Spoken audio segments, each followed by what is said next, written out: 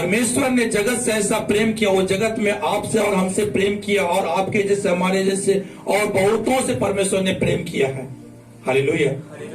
परमेश्वर ने जगत से ऐसा प्रेम किया कि उसने अपना इकलौता पुत्र दे दिया, यानी परमेश्वर ने आपको और हमको बचाने के लिए कीमत को चुकाया है। अपने इकलौते पुत्र यीशु मसीह के को बलिदान करके कीमत को परमेश्वर ने क्या किया है? चुकाया है। परमेश्वर ने जगत से ऐसा प्रेम किया कि उसने अपना इकलौता पुत्र दे दिया, ताकि जो कोई उस पर विश्वास करे कि वो परमेश्वर का पुत्र है। और क्या? उसने हमारे पाप के बदले में बलिदान दिया है। और मनुष्य अपने गुनाह को छोड़े, अपने पाप को छोड़े और कहे कि हाँ परमेश्वर, मैं एक पापी व्यक्ति हूं और मुझे पाप क्षमा की जरूरत है, और तब हमारा पाप क्षमा होगा। Hallelujah, hallelujah. तो इसलिए करके परमेश्वर के यहाँ पर क्या देख रहे हैं? उसने कीमत चुकाया है, उसने दाम दे करके कीमत चुकाया और आपको खरीद लिया है। हालेलुया। आपको क्या किया है? खरीद लिया गया। हम सब खरीद लिए गए हैं, और जो हमें खरीद लिए हैं वो इसलिए खरीदे हैं कि हमें अनंत जीवन मिले, हमें अनंत जीवन मिले। हमें बचाने के लिए उसने अपना प्राण दे दिया।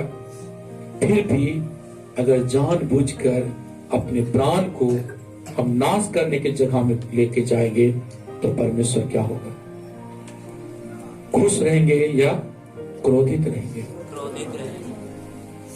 पुराना नियम में देखिएगा, लिखा है, परमेश्वर ने कहा है, मैंने जीवन और मृत्यु दोनों तुम्हारे सामने रख दिया है, और मैं चाहता हूं कि तू जीवनी को चुन ले। मैं चाहता हूं कि तू जीवनी को चुन ले। हर एक वो बेटा हो, बेटी हो, अगर वो अपने जीवन के बारे में, अपनी भलाई, जिसमें उसका अच्छा स्वास्थ्य रहे, जिसमें उसका अच्छा एजुकेशन रहे, जिसमें उसका अच्छा भविष्य रहे, वो माँ पिता आनंदित रहते हैं। हालेलुया।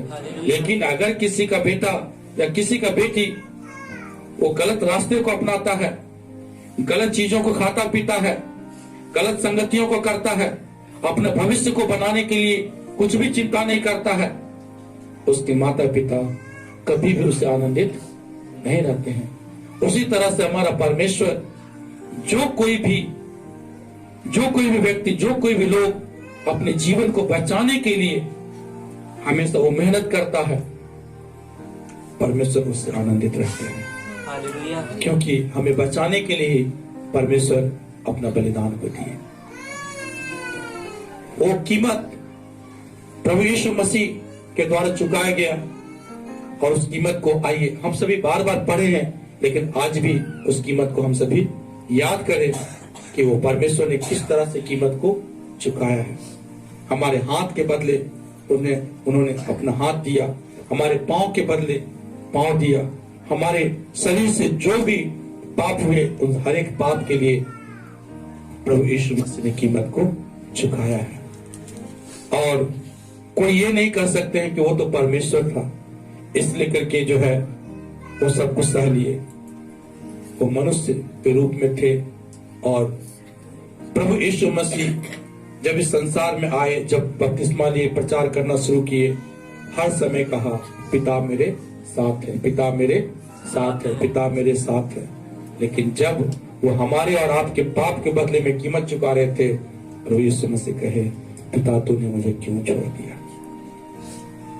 उस समय पिता भी उन्हें छोड़ दिए, इसलिए करके वो एक सिर्फ मनुष्य थे।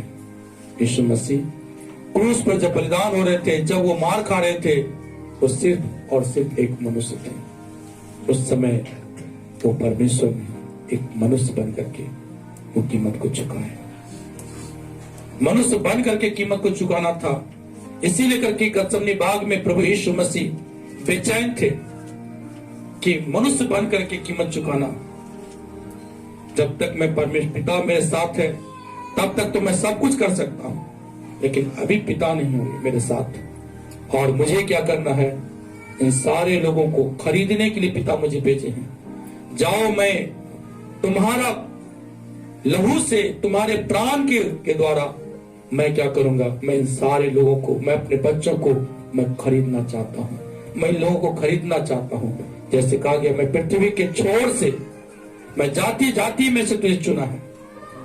परमेश्वर उसी तरह से अपने इकलौते पुत्र यीशु मसीह के द्वारा हमें चुने हैं। यशायाह के 53 के वचन को आप थोड़ा सा पढ़ लें, याद अपने ताजा कर लें कि परमेश्वर ने हमारे लिए किस तरह से, परमेश्वर अपने इकलौते पुत्र यीशु मसीह को किस तरह से बलिदान होने के लिए दिए। और 53 का 3 से पढ़ते हैं, वह तुच्छ जाना जाता, वो कीमत चुकाने के लिए यीशु मसीह तुच्छ बने। आपसे और हमसे ज्यादा उनका इज्जत शोहरत था इस दुनिया में। उनके पीछे हजारों लोग चलते थे। वो अंधों को कहते थे देखने लग, कोढ़ियों को कहते थे शुद्ध हो जाता था, मुर्दों को कहते थे जीवित हो जाता था। वो जो कहते थे हो जाता था। उनके द्वारा हजारों लोगों की भलाई, लाखों लोगों की भलाई हो रही थी, भीड़ के भीड़ चल रही थी। उनका कितना नाम और शोहरत था, लेकिन उन्होंने क्या किया, अपने आप को, हमें और आपको खरीदने के लिए अपने नाम को तुच्छ बना दिया। लिखा गया है, वह तुच्छ जाना जाता और मनुष्यों का त्यागा हुआ था। वह दुखी पुरुष था, रोग से उसकी जान पहचान थी और लोग उससे मुख फेर लेते थे। वह तुच्छ जाना गया और हमने उसका मूल्य ना जाना। मारते मारते लोगों ने उसको रोगी की तरह बना दिया था। रात भर पकड़ करके रखा, रात में ही पकड़ करके रखे थे इस मसीह को। रात भर लोग बैठा करके नाश्ता पानी नहीं दे रहे थे, रात भर टॉर्चर किया, रात भर इस मसीह को। और उसके बाद फिर तब राजा के सामने लेके गया और मृत्यु दंड मांग रहा था, लेकिन राजा कहा कि ठीक है, इसे खूंटे में बांध करके मारो। खूंटे में बांध करके मारा गया। फिर भी लोगों ने कहा नहीं, ऐसे नहीं, इनको मृत्यु दंड चाहिए, मृत्यु दंड। ये सारी बातें यीशु मसीह को पहले से मालूम थी, उनके बारे में सारी भविष्यवाणी हो चुके थे। इसलिए लिखा है, निश्चय उसने हमारे रोगों को सह लिया, हमारे दुखों को उठा लिया, तो भी हमने उसे परमेश्वर का मारा कुटा और दुर्दशा में पड़ा हुआ समझा। वो हमारे ही अपराधों के कारण घायल किया गया, वो हमारे अधर्म के कामों के कारण कुचला गया। हमारी ही शांति के लिए उस पर ताड़ना पड़ी कि उसके कोड़े खाने से हम लोग चंगे हो जाए। यानी वो कोड़े के मार खाएंगे, वो कीमत चुकाएंगे और हम चंगे होंगे। हम तो सबके सब भेड़ों के समान भटक गए थे, हम में से हर एक ने अपना अपना मार्ग लिया। यानी हम सभी अपना अपना मर्जी से अलग अलग परमेश्वर बना करके और अपनी अपनी मर्जी के अनुसार चल रहे थे। और यहोवा ने हम सबों के अधर्म का बोझ उसी पर लाद दिया, यीशु मसीह पर लाद दिया। वह सताया गया तो भी वह सहता रहा और अपना मुंह न खोला। जिस प्रकार भेड़ बंद होने के समय और भेड़ी ऊन कतरने के समय चुपचाप शांत रहती है, वैसे ही उसने भी अपना मुंह न खोला। 10 को पढ़िएगा, तो भी यहोवा को यही भाया कि उसे कुचले, उसी ने उसको रोगी कर दिया। जब वह अपना प्राण दोष बलि करे तब वह अपना वंश देख नहीं पाएगा। अपना प्राण को दोष बलि, दोषी यीशु मसीह नहीं थे, दोषी हम लोग थे। पाप के हाथों बिक गए थे और शैतान की गुलामी में चले गए थे। हमारे लिए स्वर्ग का रास्ता बंद हो चुका था और नरक का रास्ता पूरी तरह से खुल चुका था। और ऐसे में परमेश्वर ने हमसे प्यार किया और हमें बचाया। अब यहां पर जब लिखा है, निश्चय उसने हमारे रोगों को सह लिया, यीशु मसीह हमारे रोगों को सह लिया। और आगे लिखा है 4 में, 53 का 4 में, हमारे दुखों को उठा लिया। अगर आपके दुखों को उठा लिया है, आपके रोगों को उठा लिया है, आप चंगे हो गए हैं और चंगे होकर के आपको यीशु मसीह के पीछे चलना चाहिए। यीशु मसीह का धन्यवाद करना चाहिए, परमेश्वर से रिश्ता जोड़ना चाहिए।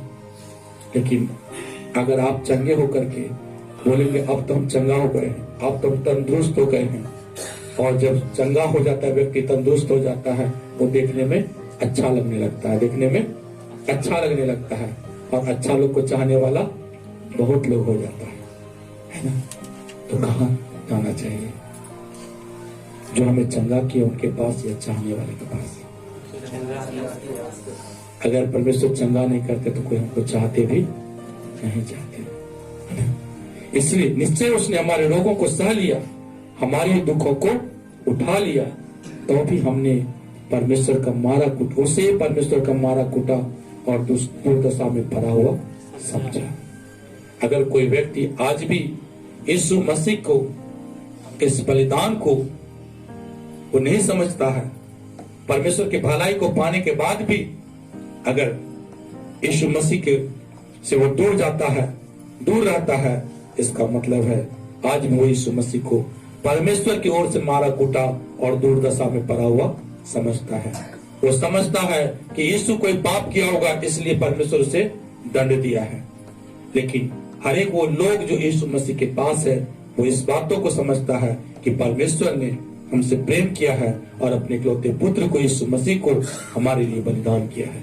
उसने मार खा खा करके हमारे लिए कीमत को चुकाया है, इसलिए उनसे बढ़ करके कोई हमसे प्यार करने वाला नहीं है, और जो सबसे बढ़ करके हमसे प्यार करने वाला है, हम उनका साथ कभी नहीं छोड़ सकते हैं। हालेलुया, परमेश्वर का धन्यवाद हो। और बहुत सारी बातें इसमें सीखने के लिए है। आप जितना इस पर आप मनन करेंगे और परमेश्वर से कहेंगे, परमेश्वर अपने पवित्र आत्मा के द्वारा अपने पवित्र वचन की गहराई और प्रेम में हमें ले चलिए, आपको ले चलेंगे। हालेलुया। और आप इस गहराई को आप बहुत अच्छा से और जान सकेंगे। तो यहाँ पर हम इस बातों को देखते हैं, लेकिन परमेश्वर का धन्यवाद हो, परमेश्वर को से प्यार करने वाले लोग हैं, और उस प्यार करने वाले, अभी तक तो देखिए परमेश्वर को धोखा देने वाले लोग, लेकिन परमेश्वर को प्यार करने वाले लोग भी वचन में दिखाया गया है। आइए हम उस वचन को देखेंगे।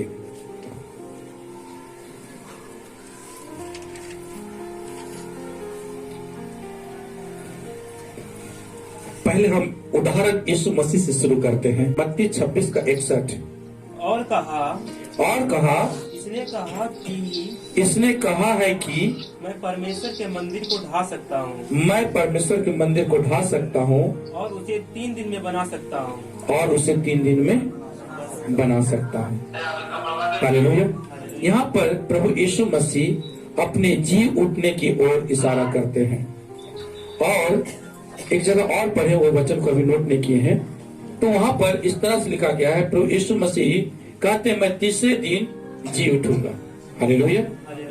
और एक जगह इस तरह से लिखा गया है कि चेला लोग क्या कह रहे हैं, चेला लोग नहीं, जितने लोग जो क्रूस पर यीशु मसीह को चढ़ाए थे, वो कह रहे हैं कि इसने कहा था, जब उनको कब्र में डाला गया, जब यीशु मसीह अपने प्राण को त्यागे, जब कब्र में डाला गया, तब वहां के लोग क्या कह रहे कि इसने कहा था कि मैं तीसरे दिन जी उठूंगा, और ये कहीं जी ना उठे, इसीलिए इसके कब्र पर बड़ा सा पत्थर रख करके और यहाँ पर सिपाही लगा करके पहरा देना चाहिए। और राजा के पास जाकर के वो चेले लोग कहे, इस वचन को हम पढ़े लेकिन सिर्फ नोट नहीं कर पाए ना। तो वहां पर क्या हुआ कि उन लोगों को पता था यीशु मसीह क्या कहे, मैं तीसरे दिन जी उठूंगा। हालेलुया। क्यों ऐसा कहे यीशु मसीह, मैं तीसरे दिन जी उठूंगा? क्योंकि यीशु मसीह हमेशा कहते थे, वचन में पढ़िएगा, यूहन्ना के वचन में ज्यादा जगह लिखा है, मैं वही करता हूँ जो पिता से सुनता हूँ, मैं वही करता हूँ जो पिता को देखता हूँ, मैं पिता की इच्छा को मैं पूरा करता हूँ। हालेलुया। इसीलिए करके जो पिता की इच्छा को पूरा करता है उसको अपना रिजल्ट मालूम रहता है कि मैं तीसरे दिन जी उठूंगा, पिता मुझे मेरे लाश को सड़ने नहीं देंगे। हालेलुया। इसलिए करके वो कहते मैं तीसरे दिन जी उठूंगा, क्योंकि मैं पिता की इच्छा को पूरा करता हूं, मैं पिता की इच्छा के अनुसार मैं चलता हूं। हालेलुया। और गतसमनी बाग में भी प्रभु यीशु मसीह यही कह रहे हैं, वो उस दुख के कटोरा को उठाना नहीं चाह रहे, बहुत पीड़ा सहना है। क्यों? क्योंकि पिता उस समय उनके साथ को छोड़ देंगे और कहेंगे तुम ही को करना होगा ये चीज, अपने बदन पर सब कुछ तुम ही को सहना होगा। इसीलिए करके वो सोच सोच करके उनका पसीना जो है खून के समान बह रहा है, इतना पीड़ा में। लेकिन वहां पर अंतिम में वो 3 बार प्रभु यीशु मसीह क्या कहते हैं, फिर भी मेरी नहीं पिता तेरी इच्छा पूरी होवे। हालेलुया। तेरी इच्छा पूरी होवे। और परमेश्वर पिता परमेश्वर की इच्छा को पूरी करने के लिए प्रभु यीशु मसीह क्रूस पर दुख उठाए। हालेलुया। परमेश्वर की इच्छा को पूरा करने से परमेश्वर जो वायदा करते हैं वो हमारे जीवन में पूरा होता है। तो मालूम था यीशु मसीह को मैं तीसरे दिन जी उठूंगा, लेकिन अगर बिना इच्छा किए पूरा किए हुए, परमेश्वर की इच्छा को बिना पूरा किए हुए यीशु मसीह क्रूस पे बलिदान होते तो तीसरे दिन नहीं जी उठते। परमेश्वर की इच्छा को पूरा करके किए यीशु मसीह, और लिखा है परमेश्वर ने उसे तीसरे दिन जीवित किया। हालेलुया। हालेलुया। परमेश्वर का धन्यवाद होता है। एक सबसे बड़ा उदाहरण हमारे लिए प्रभु है। लेकिन अगर कहीं पर किसी के मन में अभी भी शक है, वो तो परमेश्वर था, वो तो प्रभु है, वो तो परमेश्वर का पुत्र है, तो आइए अपना दूसरा शक को भी आप मिटाएंगे। दूसरा तीमुथियुस 4 अध्याय पेज नंबर 296 296 4 का 8 को पढ़िएगा। भविष्य में मेरे लिए धर्म का वह मुकुट रखा हुआ है, धर्म का वह मुकुट रखा हुआ है, जिसे प्रभु जो धर्मी और न्यायी है मुझे उस दिन देगा। हालेलुया। हालेलुया। परमेश्वर का धन्यवाद हो। यहाँ पर एक व्यक्ति है और जिसका नाम पौलुस है। पहले उसका नाम साउल था, पहले वो दूसरे को सताने वाला था, मारने वाला था, उसका जीवन बुरा था। लेकिन अभी वो क्या कर रहा है, जब यीशु मसीह को ग्रहण किया और यीशु मसीह को जब उन्होंने जान लिया, अपना पूरा जीवन को परमेश्वर के लिए सौंप दिया। हालेलुया। और जब परमेश्वर को अपना पूरा जीवन सौंप दिया और परमेश्वर के पीछे चलने लगा, परमेश्वर की आज्ञा को मानने लगा, और कब तक? अंतिम समय तक। हालेलुया। संबंध कब तक रहता है? अगर किसी का बच्चा कहे कि हम आपको 1 साल पापा बोलेंगे, उसके बाद नहीं बोलेंगे, तो होगा? नहीं। अगर किसी का बच्चा का उस समय नौकरी ज्वाइनिंग हो, है ना, और उस समय उसका पापा वहां पर खड़ा रहे और कहे कि ये कौन है, कोई पूछे, वो इनकार कर दे, क्योंकि मेरा पापा तो महिला कुछ अलग कपड़ा पहने हुए हैं और हमको जॉब मिलने वाला है, तो नौकरी तो हो जाएगा, लेकिन फिर कभी वो रिश्ता बनेगा? रिश्ता ये नहीं होता कि जब चाहे तो बना लिए, जब चाहे तो तोड़ दिए। इसलिए करके सब दिन हमको रिश्ता बनाना है। हालेलुया। परमेश्वर से आप ये नहीं कर सकते हैं कि आप यहाँ पर कोई भी आपका बच्चा है, आपको 1 साल के लिए छोड़ दे, पापा बोलना छोड़ दे, तो क्या होगा? और दूसरा साल बोले कि नहीं पापा, जब जरूरत होगा तब पापा बोलेंगे, वो रिश्ता नहीं है। तो संबंध इसी तरह से है। हम जीवन भर अपने परमेश्वर को, अपने प्रभु यीशु मसीह को जीवन भर अपना प्रभु, अपना उद्धारकर्ता कह करके हमको ग्रहण करना है, मानना है। लिखा है जो अंत तक धीरज धरे रहेगा, यानी जो धीरज धर करके जो अंत तक यीशु मसीह पर विश्वास करेगा, अंगीकार करेगा, वही उनका है। हालेलुया। और पौलुस वही व्यक्ति है, वो कहता है वचन में, भविष्य में, कहा? भविष्य में, यानी भविष्य है ना? भविष्य में कुछ न कुछ होने वाला है, यानी भविष्य में किसी को मुकुट मिलेगा और किसी को नहीं मिलेगा, है ना? भविष्य में किसी को मुकुट मिलेगा और किसी को नहीं मिलेगा। वो मुकुट खुद परमेश्वर देने वाले हैं। हालेलुया। इसलिए लिखा है भविष्य में मेरे लिए धर्म का वह मुकुट रखा हुआ है। क्यों? जब आप काम करेंगे आपको उसका रिजल्ट पता रहेगा। परमेश्वर आपके अंदर में अपने आत्मा को रखे हैं। हालेलुया। हम एक बातों को देख रहे थे आधार कार्ड में। कल हम सोच रहे थे आधार कार्ड में क्या होता है, आंख का रेटिना से भी पता चल जाता है सब कुछ, है ना। रेटिना से पता चल जाता है, आपका सब कुछ पता कर लेगा। आपका फिंगरप्रिंट से सब कुछ आपके बारे में पता कर लेगा। तो जिसने आंख को बनाया है वो आपका क्या क्या चीज पता करता है। जब आधार कार्ड से सिर्फ रेटिना का पिक्चर लेकर के इतना पता कर सकता है, तो जिसने आंख को बनाया है वो आपके बारे में, हमारे बारे में क्या नहीं पता कर सकता है।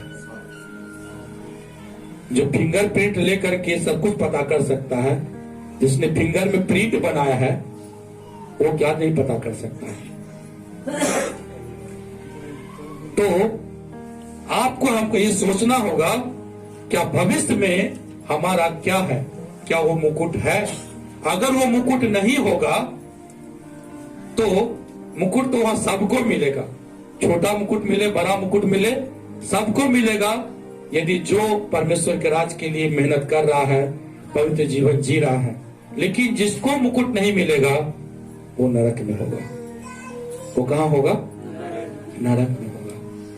तो लिखा है भविष्य में मेरे लिए धर्म का वह मुकुट रखा हुआ है, जिसे प्रभु जो धर्मी और न्यायी है मुझे उस दिन देगा। और वो क्या करे साथ में, और मुझे ही नहीं, वो मुकुट पाने वाला सिर्फ मैं अकेला ही नहीं रहूंगा, वरन उन सब को जो उसके प्रकट होने को प्रिय जानते हैं, उन सब को भी मिलेगा जो चाहते हैं कि प्रभु यीशु मसीह दुनिया में प्रकट हो, जो चाहते हैं कि न्याय हो। तो न्याय हो कौन कहेगा? जो अपने पाप अपनी बुराई को छोड़ देगा वही नहीं कहेगा कि जल्दी सा न्याय हो, जल्दी सा प्रभु आवे, है ना। लेकिन जो पाप और बुराई में रहेगा वो चाहेगा प्रभु नहीं आवे, खाली प्रभु का सामान मिलते रहे, है ना। लेकिन यहां पर लिखा हुआ है और मुझे ही नहीं वरन उन सब को जो उसके प्रकट होने को प्रिय जानते हैं। क्या आप जानते हैं यीशु मसीह आए, इस बातों को आप प्रिय जानते हैं, यानी अच्छा समझते हैं। अगर जो चीज अच्छा समझते हैं तो वो लोग क्या सोचता है, जल्दी सा हो जाए। हालेलुया। प्रिय समझते हैं। तो मुकुट, भविष्य में मेरे लिए धर्म का मुकुट रखा हुआ है। हालेलुया। इस संसार का मुकुट तो खत्म हो जाएगा। इस संसार का मुकुट कितना भी पहन लीजिएगा फिर भी मरना है।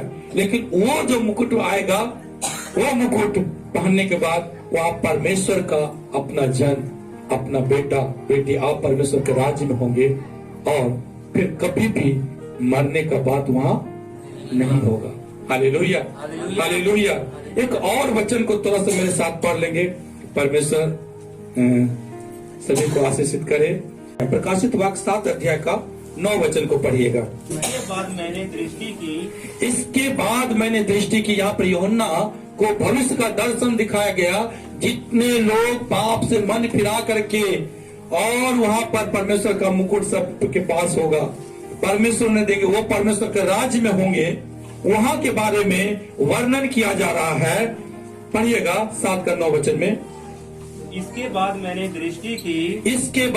दृष्टि की और देखो हर एक जाति और कुल और लोग, यानी हर एक तरह का जाति, हर एक तरह का कुल मतलब खानदान और लोग और भाषा में से अलग अलग भाषा बोलने वाला, एक ऐसी बड़ी भीड़, अलग अलग भाषा, यानी कोई हिंदी, कोई इंग्लिश, कोई तमिल, कोई कन्नड़, कोई उर्दू, अलग अलग तरह भाषा बोलने वाला, यानी हर एक जाति हर एक भाषा में से लोग वहां पर चुना हुआ होगा। जिसके लिए वहां धर्म का मुकुट रखा गया है, जिसके लिए अनंत जीवन रखा गया है, जिसका नाम जीवन की पुस्तक में लिखा गया है, उन सभी के बारे में यहाँ पर देखिएगा कि इसके बाद मैंने दृष्टि की और देखो हर एक जाति और कुल और लोग और भाषा में से एक ऐसी बड़ी भीड़ जिसे कोई गिन नहीं सकता था, श्वेत वस्त्र पहने और अपने हाथों में खजूर की डालियां लिए हुए सिंहासन के सामने मेमने के सामने खड़ी है। हालेलुया। श्वेत वस्त्र पहने हुए, यानी ये सारे लोग जो है वहां पर अपने पापों को, अपने गुनाहों को, जो परमेश्वर को अच्छा नहीं लगता है, उन सारी बातों को छोड़ करके, उन सारी बातों को त्याग करके अपने जीवन पर, अपने वस्त्र यानी आपका जो एक आत्मिक शरीर आपके अंदर रहता है, उस पर किसी भी तरह का दाग को नहीं लगने दिया। मेमने के लहू से, यीशु मसीह के लहू से अपने आप को धो लिया, शुद्ध कर लिया। यीशु मसीह के लहू को जीवन भर अंगीकार करते रहा, अंतिम समय तक ये सब अंगीकार करके यीशु मसीह के लिए विश्वास योग्य जीवन जी करके और अपने सारी बुराई को एक एक करके छोड़ते गया और छोड़ते हुए इनका जीवन, इनका वस्त्र कैसा हो गया? श्वेत हो गया। कैसा हो गया? श्वेत हो गया। हालेलुया। इनका वस्त्र श्वेत हो गया और जब जिसका वस्त्र श्वेत हो गया है वो मेमने के सामने, सिंहासन के सामने खड़े हैं। Hallelujah, hallelujah. ये कहने का मतलब इनका भविष्य को देखिए, इतने सारे लोग, इनका भविष्य ये परमेश्वर के राज्य में पहुंचा हुआ लोग है। हालेलुया। इस भीड़ में, इस झुंड में आप और हम अपने बारे में सोचना होगा, क्या हम इस भीड़ में होंगे या नहीं होंगे? अगर इस दुनिया की भीड़ में, जो भीड़ चल रहा है, जो नाश की ओर जा रहा है, अगर इस भीड़ में आप खोएंगे तो उस भीड़ में आप नहीं मिलेंगे। लेकिन इस भीड़ से अगर आप बचे रहेंगे, उस भीड़ में जो परमेश्वर के राज्य में भीड़ होगा, उस भीड़ में आप और हम सभी पाए जाएंगे। Hallelujah, hallelujah. हमें इस भीड़ में नहीं खोना है, हमें उस भीड़ में जाना है जहां हमारा प्रभु है, जहां अनंत जीवन है। जो परमेश्वर ने हमसे प्रेम किया, अपने इकलौते पुत्र यीशु मसीह को हमारे लिए क्रूस पर बलिदान होने के लिए दे दिया, वहां हम उस परमेश्वर को देख पाएंगे। Hallelujah, hallelujah. वहां हम यीशु मसीह को देख पाएंगे। Hallelujah, hallelujah. अपने आप को परमेश्वर के हाथों में सौंप दे, अपने जीवन को परमेश्वर के हाथों में सौंप दे। हम कल से एक बात मेरे मन में गूंज रही थी कि जब किसी व्यक्ति को ये पता चल जाता है कि इस व्यक्ति को एड्स है, कोई उससे विवाह करना चाहेगा? चाहे वो लड़का हो, चाहेगा? नहीं चाहेगा। किसी को पता चल जाए ये व्यक्ति 10 दिन में, 1 साल में जेल में चला जाएगा या 10 वर्ष के बाद ये जेल में चला जाएगा, इसको फांसी का सजा है कंफर्म, और वो गलत व्यक्ति है, क्या उसके साथ कोई अपना बच्चा का रिश्ता करना चाहेगा? नहीं करना चाहेगा। हम आगे उसके भविष्य को देखते हैं। तो फिर कोई अगर नरक की ओर जा रहा है और चुन लिया कि मुझे नरक ही जाना है, तो उसके साथ हम दोस्ती कैसे निभा सकते हैं? उसके साथ हम हाथ पकड़ के कैसे चल सकते हैं? क्योंकि हम तो जीवन की तरफ जाना चाहते हैं, हम तो जीवन को पाना चाहते हैं। तो जीवन की ओर जो जा रहा है, उसी के हाथ, जो कोई जीवन चाहता है वो जीवन को की ओर जाने वाले के हाथों को थामता है। Hallelujah, hallelujah. इसलिए करके अपने जीवन को बचाए। आप देखिए, आपका मित्र हो, आपका सगा संबंधी कोई भी क्यों ना हो, आपका जीवन साथी क्यों ना हो, लेकिन अगर वो नाश की ओर जा रहा है तो नहीं, अगर हो सके तो आप झपट करके उसको बचा लीजिए। आप खुद जीवन की तरफ जाइए और उनको भी जीवन की ओर लेकर के जाइए। Hallelujah, hallelujah. भीड़ में, दुनिया की भीड़ में नहीं खोना है, दुनिया की भीड़ में नहीं खोना है ना? हमें उस भीड़ में जाना है जो परमेश्वर का चुना हुआ भीड़ है जो आशीषित किया हुआ भीड़ है, जहां जिसके बारे में पौलुस कहता है धर्म का मुकुट मेरे लिए भविष्य में मेरे लिए रखा गया है, रखा हुआ। हालेलुया। आप और हम भी अपने भविष्य के बारे में, हमारा मुकुट कहाँ है, हमारा मुकुट कहाँ है, नहीं तो अभी से मुकुट पाने के लिए मेहनत करें। Hallelujah, hallelujah. परमेश्वर आप सभी को इस वचन के द्वारा आशीषित करे, आपके मनोबलों को बढ़ाए, आपको अनंत जीवन की ओर ले जाने के लिए आपके अंदर इच्छाएं अभिलाषाएं को पवित्र आत्मा जगाए और बहुतों को आग में से झपट करके बचाने के लिए और अनंत जीवन की ओर लाने के लिए परमेश्वर आपको इस्तेमाल करे।